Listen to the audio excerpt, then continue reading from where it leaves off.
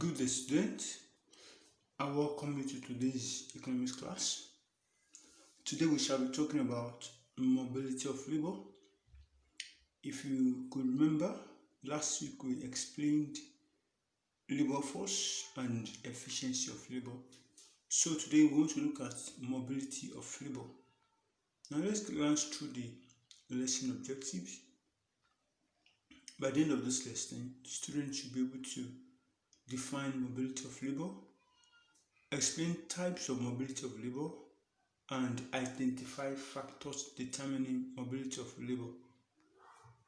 So, what is mobility of labor? Mobility of labor is just the movement of labor from one place to another or from one occupation to another.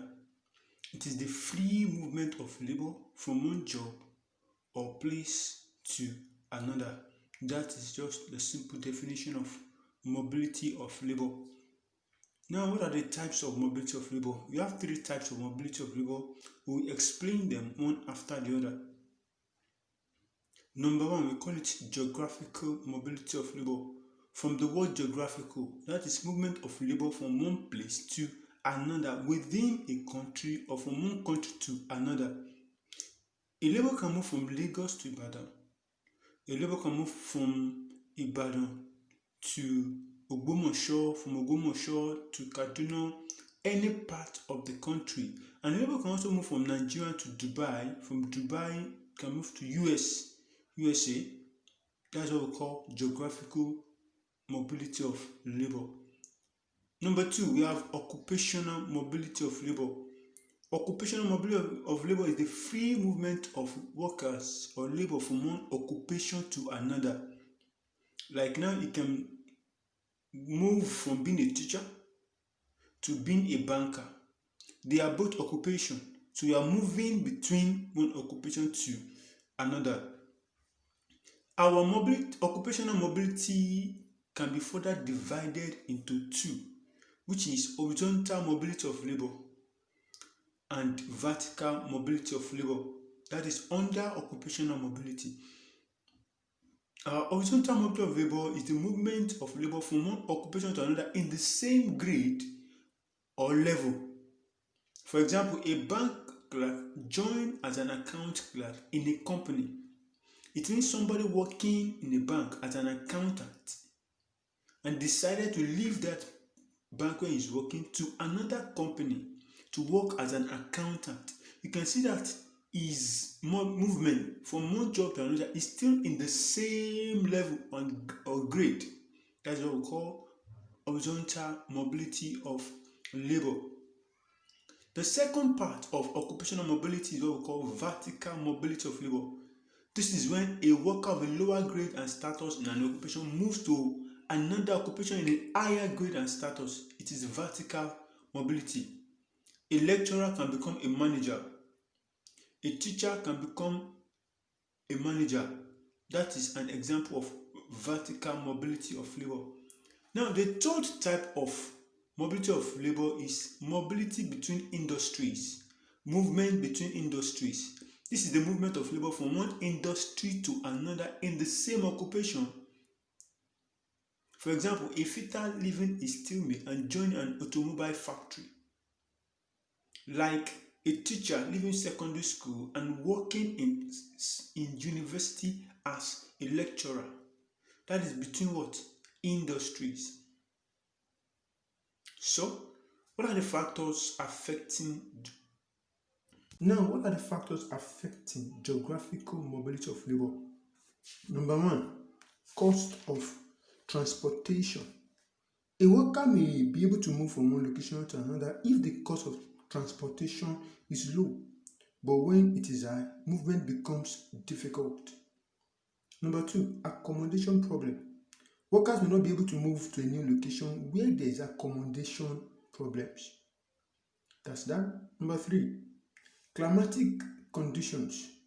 Members may move from where climatic conditions are favorable to areas where there are favorable climatic conditions.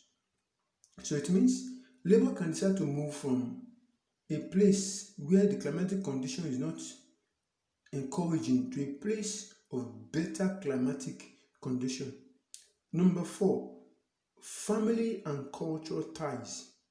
Members of a family or culture may find it difficult to move from one location to another because of strong family or cultural ties. Number 5, government policies. Certain government policies, such as the establishment of National Youth Service Corps (NYSC), help to deliberately move labor to different states other than their state of origin. That's another factor that affects geographical mobility of labor. Then number 6, we have social and economic infrastructures.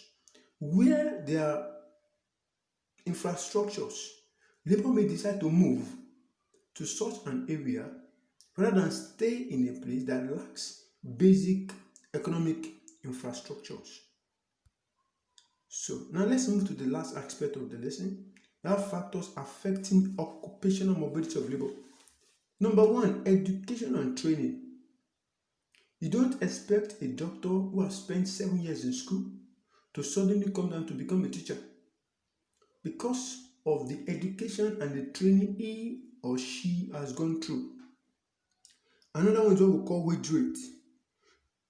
Wage rates will make a laborer to move from one occupation to another.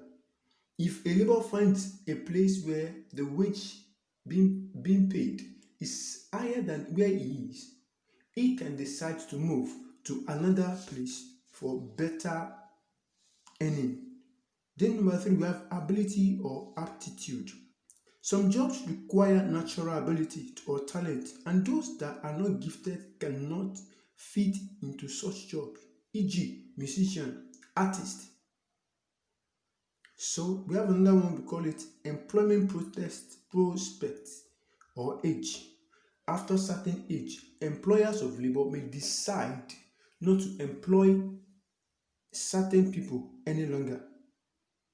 That is, it means age can shorten or reduce the rate at which labor move from one job to another.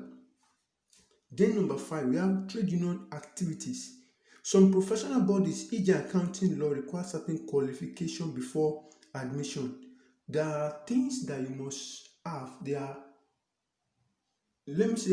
qualification that you must have before you can fit into this kind of occupation. Then number 6, we have families and friends. Friendly ties at times make it difficult for some people to change jobs. Also, some families are known to be associated with certain profession. It will be difficult for a family member to pull out of that profession. Number 7, we have conditions of service.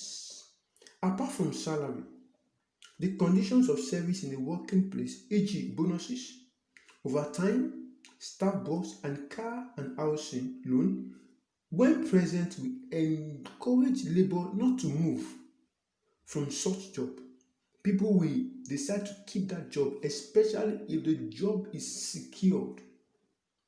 It will keep a labor where he is. I believe you have learned one thing or the other from today's lesson. Your question, your assignment will be dropped in the class. Thank you for listening and God bless. We shall see again, God's grace, next week. Have a nice day.